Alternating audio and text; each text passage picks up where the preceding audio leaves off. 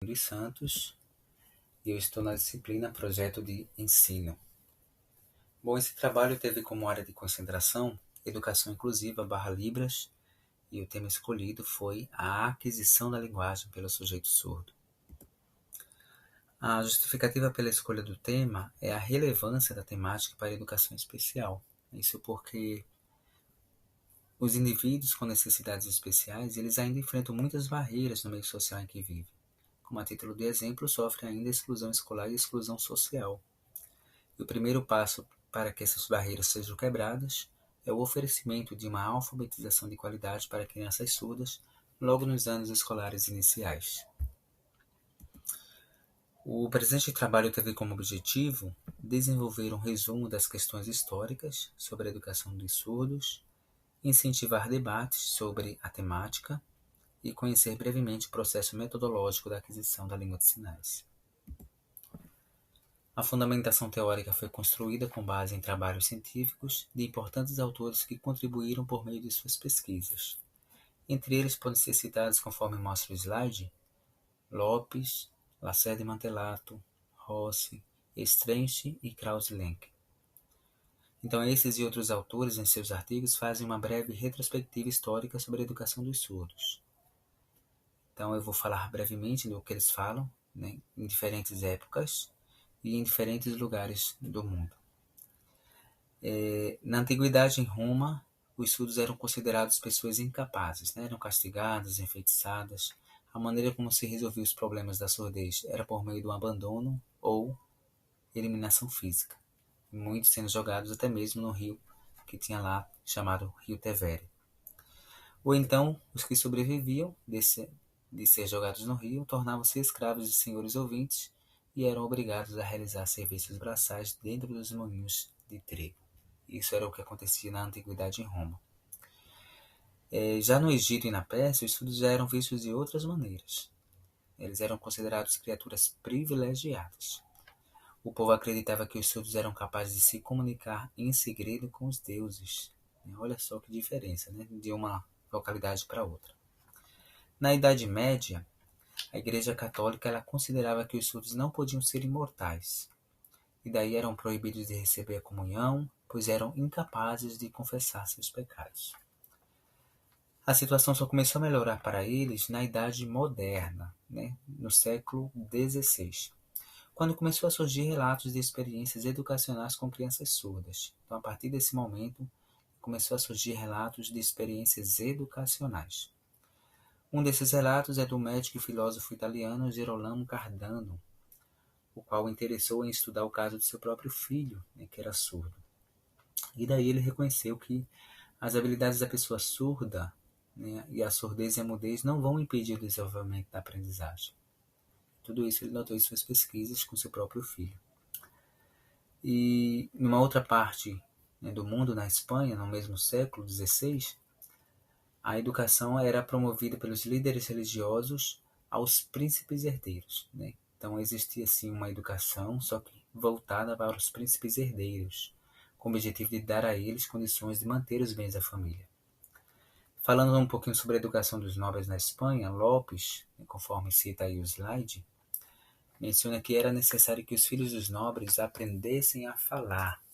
Olha aí, né? Eles usavam o oralismo, né? Aprendessem a falar, ler, escrever, fazer contas, rezar, assistir à missa e confessar-se mediante o uso da palavra oralizada.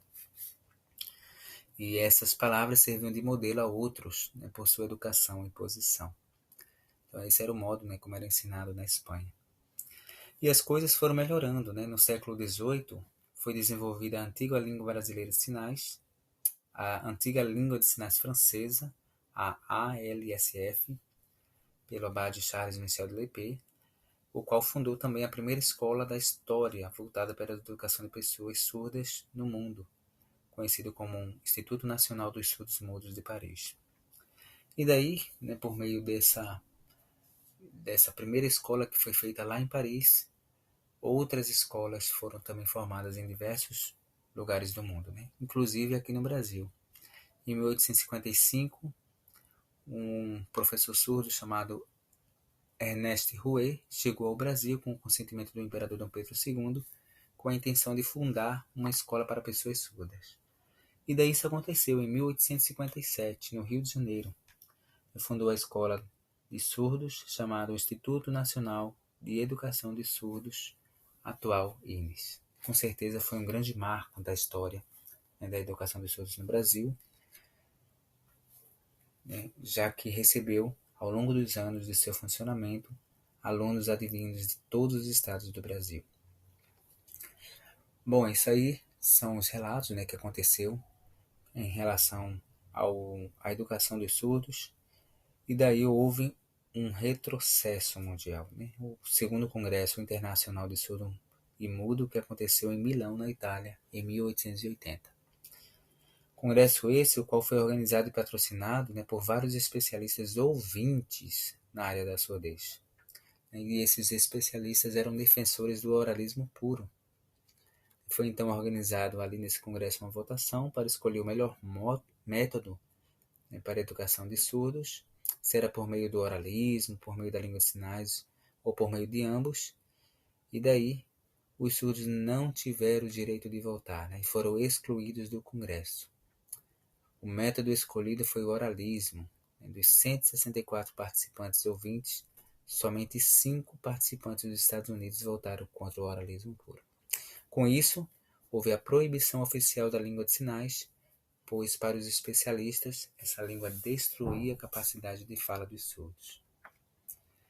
E daí o Instituto Nacional de Educação de Surdos, ele sofreu a influência das decisões do Congresso de Milão, né? Então, o Instituto Nacional aqui do Brasil sofreu, né, com essa influência.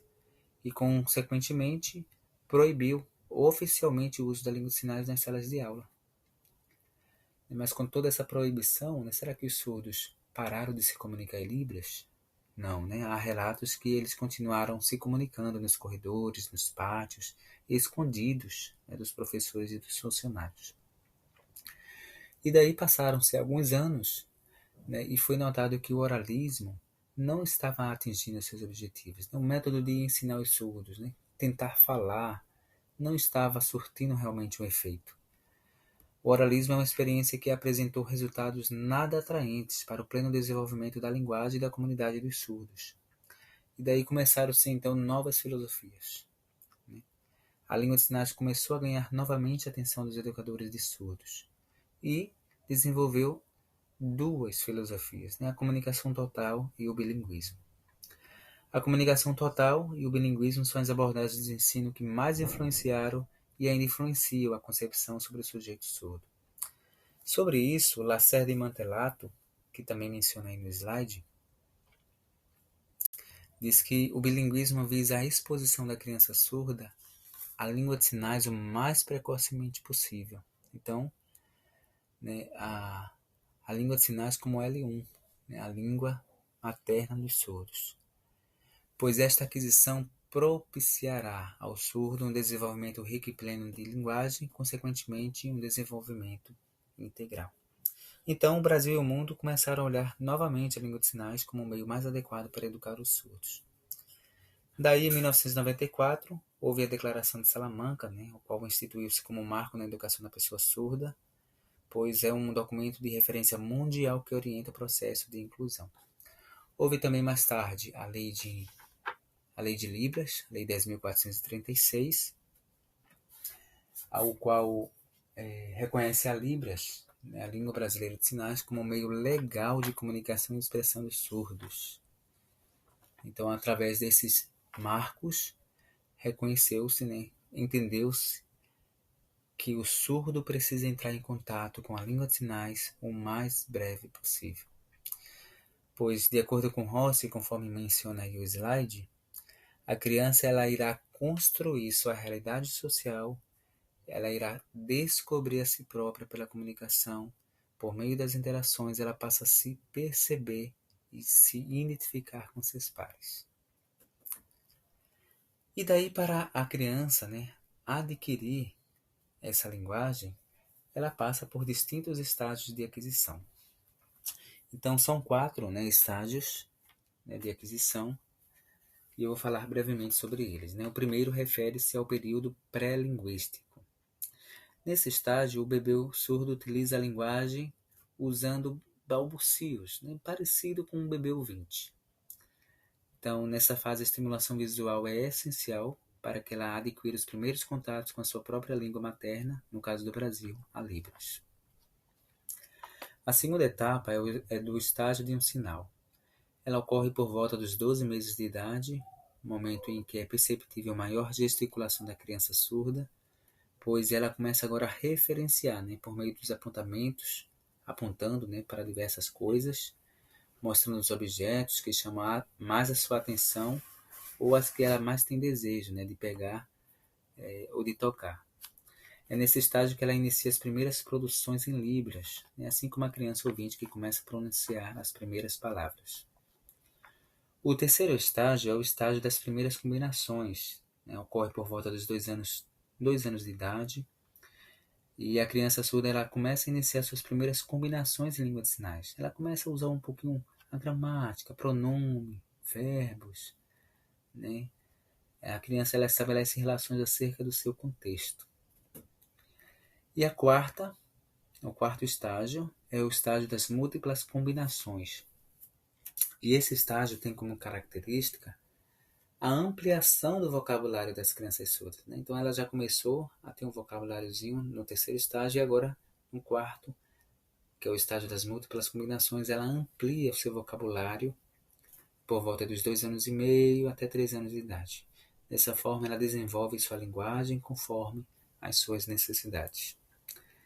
E o que dizer de crianças ouvintes filhos de pais surdos, né? Conhecido como CODAs? Bom, eles são vistos como possíveis pontes entre o mundo surdo e o mundo ouvinte. As crianças ouvintes que são filhos de pais surdos, elas estão envolvidas com pelo menos a aquisição de 2 línguas, tanto a língua de sinais como a língua oral.